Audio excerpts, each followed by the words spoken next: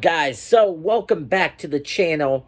It is your boy Sean Waddell. Welcome back to the motherfucking channel. Welcome back to Waddell's World. It is your boy Sean Waddell up in this bitch. So in today's motherfucking video, we are covering unsolved mysteries.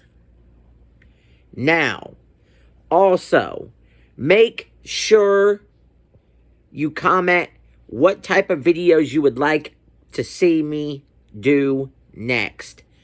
Also, I'm going to be talking about, at the end of the video, what kind of stuff is going to be coming up. So, without further ado, let's get into this thing. Peace. Written in an unbreakable code, filled with drawings of plants that do not exist. Who made that? 600 years ago. I don't no idea. Next one, have you ever heard of the Green Children of Woolpit? Do you think I have, Brian? I'm not too bright over here. Probably not. But in medieval England, back in the day, two random children appeared in this town with green skin and spoke an unknown language. So they're aliens. Yeah, basically. Basically. Unsolved, though. We don't know where they came from. Another one, have you ever heard of the Dancing Plague? No, I've heard of the Black Plague and the bubonic plague. The Dancing Plague, hundreds of people danced uncontrollably for days until many collapsed randomly. Dance. Dance. Wait, is that? Dance. Do much better than a band. I think that's Ring Around the Rosie. It might be. And the last one, have you ever heard of the disappearance of the Maya? Yeah, the Mayans. I think that that's the Mayans. Do you know what happened? No, I don't. A massive civilization vanished without a single clear reason, and they left back their fully built cities behind. They also marked the calendar up until December 12th, 2012. And they were wrong. December 21st? These are the four greatest unsolved. It just gets really weird. Cindy would tell her friends and family that she would receive phone calls, that the voices would often change. It wasn't a voice that she ever recognized, but the voices would change. Sometimes it was just whispering. Sometimes this person said nothing at all. Cindy did report these phone calls to the Vancouver Police Department. They did start investigating, but over the next 3 months, things would get even stranger.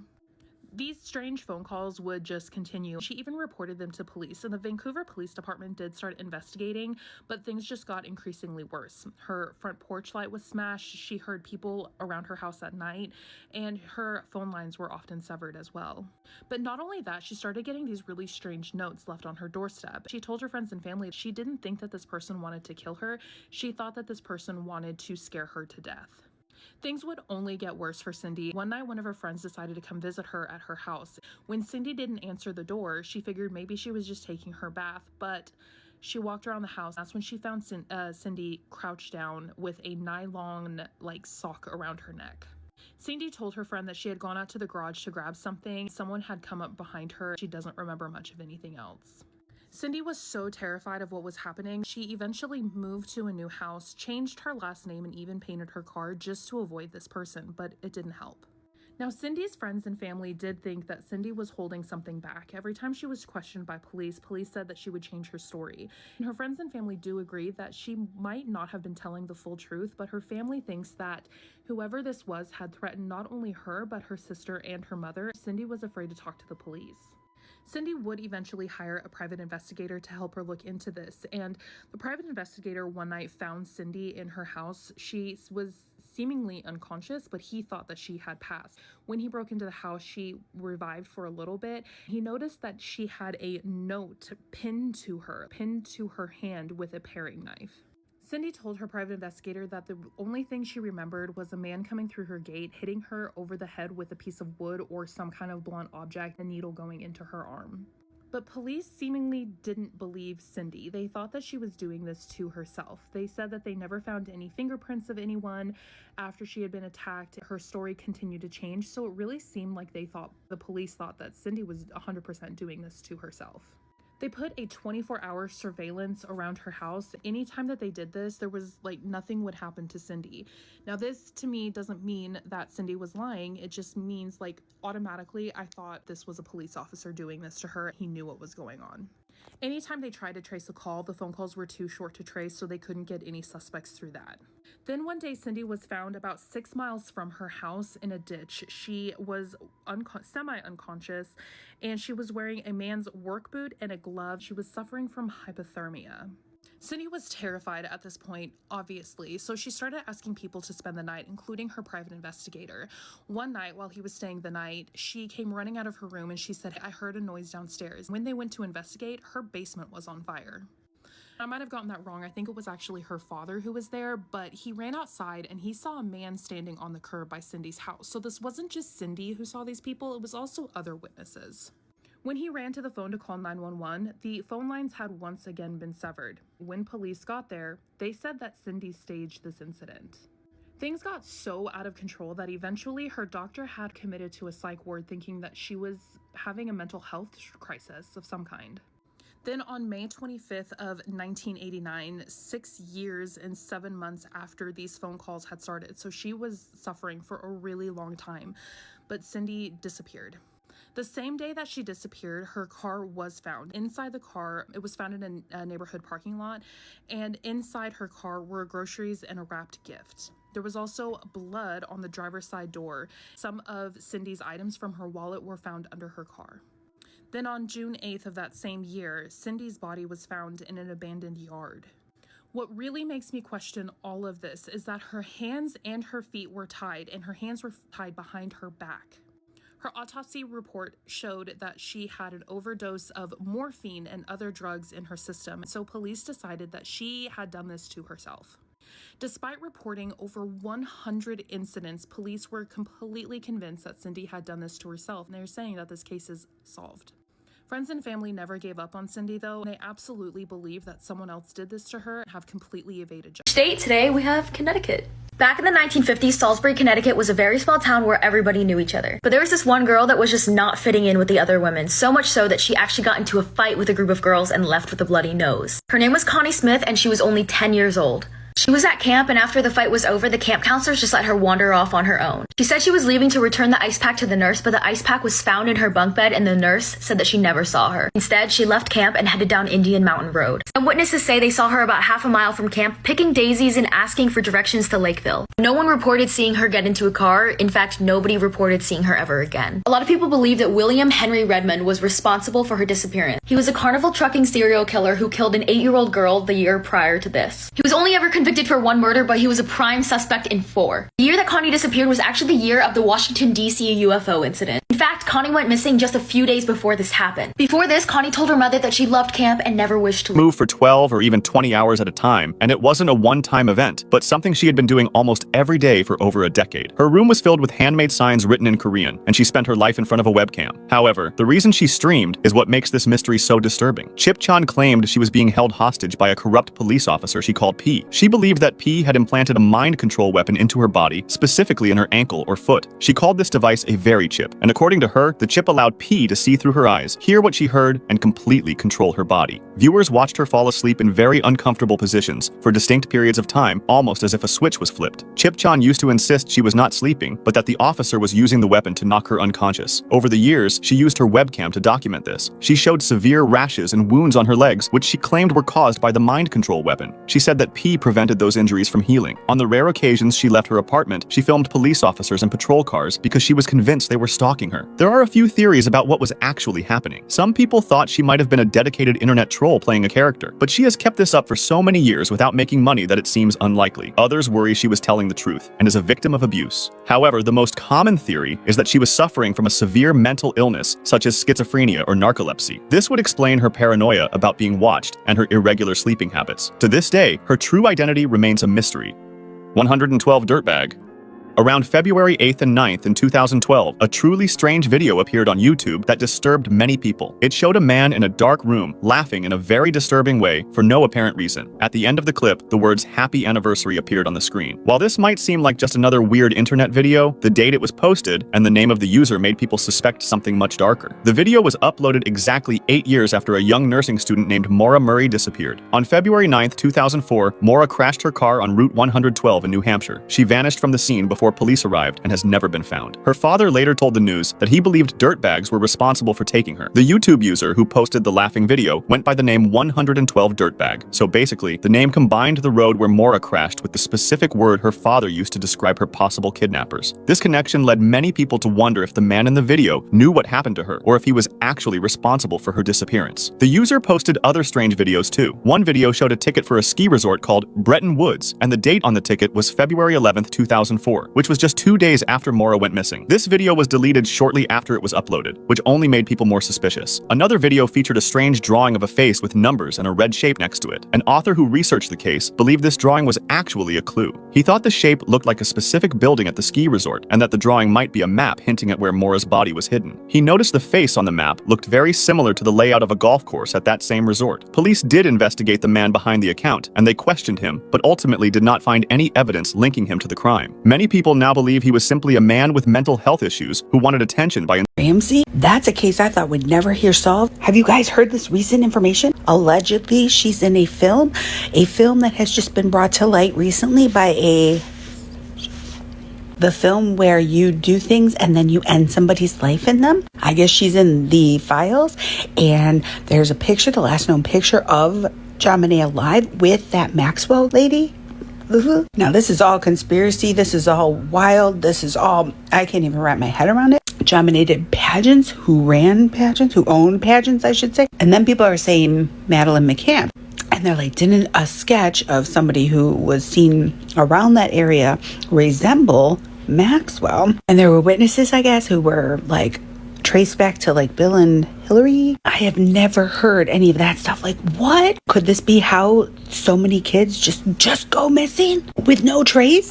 I swear, I hope somebody just went a little crazy with their thinking, because I can't wrap my head around this. I really can't. And I don't want to believe that. I don't want to believe that a child was unalived at the end of a movie for pure. And it takes us to 1996. The Thompson family consisted of husband and wife Everett and Lydia and their 2 young boys, Everett Jr. and Andrew.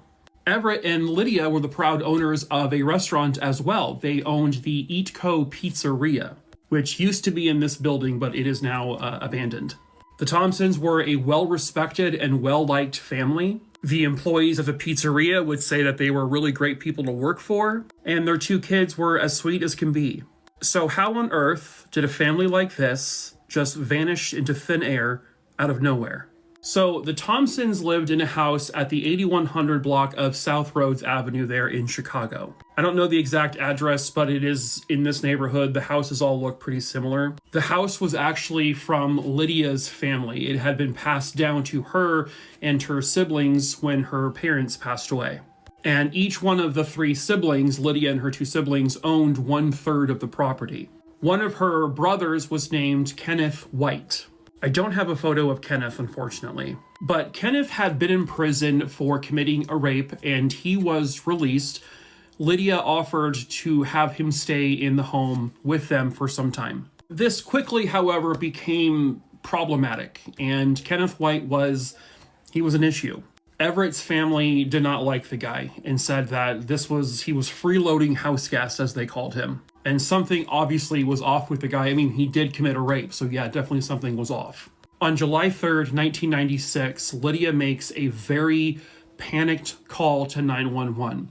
Her brother, Kenneth, is threatening to kill her with an axe.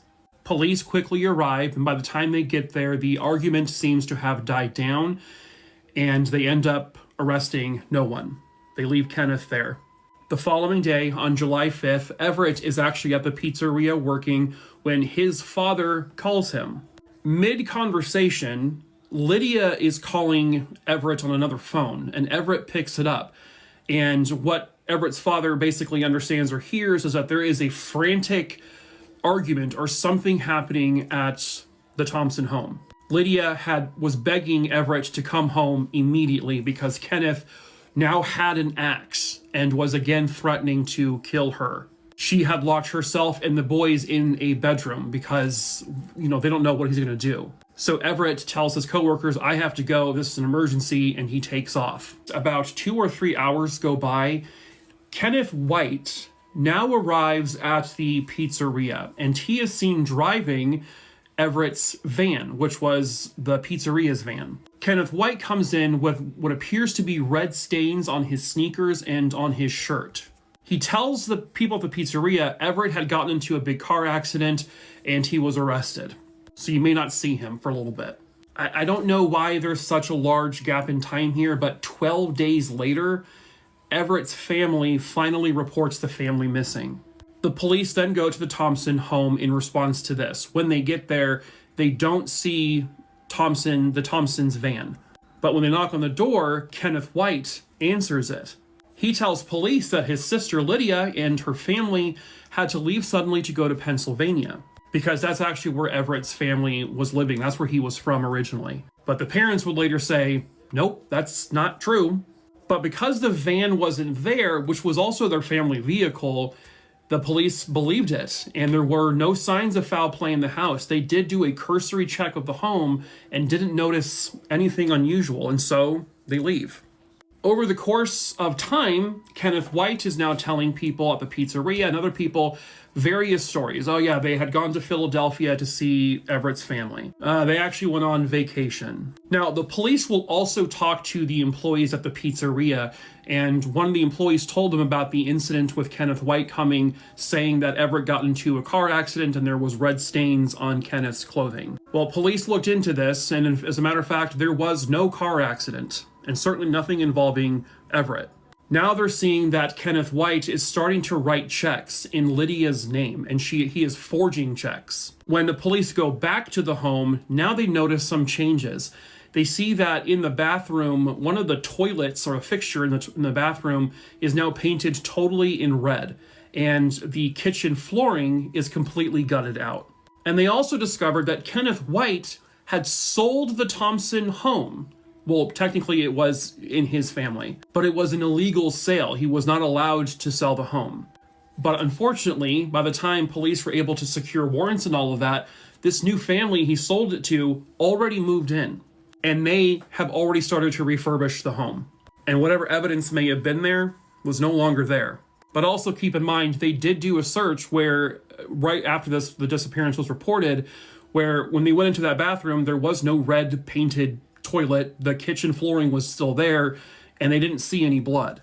So if that was Kenneth trying to cover up a crime scene, it's just weird that they didn't notice anything initially before all that happened. But also, Kenneth had 12 days in between to get things cleaned up if he did something to the family, which, let's be real, he probably did. In July of 1997, they actually end up searching a trailer that Kenneth was now living in Gary, Indiana. In there, they find a pair of bloody children's socks and a pair of men's gym shorts with blood on them. But all they could ever arrest him for were for forging checks in Lydia's name. But at that court proceeding, the prosecutor just very boldly stated, Kenneth White axe murdered his entire family in order to be able to sell the home. That was why he did it. The prosecutor had no evidence that he axe murdered the family, but that is what he said in court during this fraud case. The fact that no one has seen a single member of this family ever since, none of their social security numbers have ever been used. The fact that Kenneth White had threatened to kill Lydia with an axe, and he was doing that literally with an axe the day the family seemed to disappear. It all does pretty much point to the fact that Kenneth White did likely kill this entire family. And he had almost 2 weeks to dispose of their bodies and clean the house before anyone ever even noticed they were missing or came to search. Were they ever going to have the evidence to arrest and charge him with the 4 murders? They don't really know, and they never will know. Because in 1997, Kenneth White, while in a jail cell, hangs himself, and he dies. If Kenneth White knew the location of the Thompson... So, guys, I want to thank you guys for watching. Make sure to comment, like, subscribe. I hope you guys did enjoy this video. So, like I said at the beginning of the video, we are going to be also, when we move to Tennessee, we are going to be doing Bigfoot hunts investigating the Lizzie Borden murder case. I want to try to see whether I can either prove whether she actually did that or not. I, however, have my doubts that she was actually, because she was acquitted, so we also got to keep that in mind. But we got to go into it with more depth and try to see if we can prove whether she's innocent or whether she was actually guilty. I think that would be a cool idea and a cool concept. And just a bunch of different hunting and finding cryptids. Prove that these creatures are real. Also, plans for the future. We are going to be looking to open up a animal sanctuary. So I definitely will be doing videos in the future for when I'm able to do that. So if you guys want to stick around for the journey of potentially one day opening a animal sanctuary, because that is a big goal of mine, then come along for the ride. And, you know, thank you guys for all the support. Make sure to comment, like, subscribe, and join the film crew. Also, make sure you are sharing my videos on all the socials, Instagram, X, Snapchat, all of it. So, just make YouTube, whatever you gotta do, share my videos if you like. Let's get it. Peace.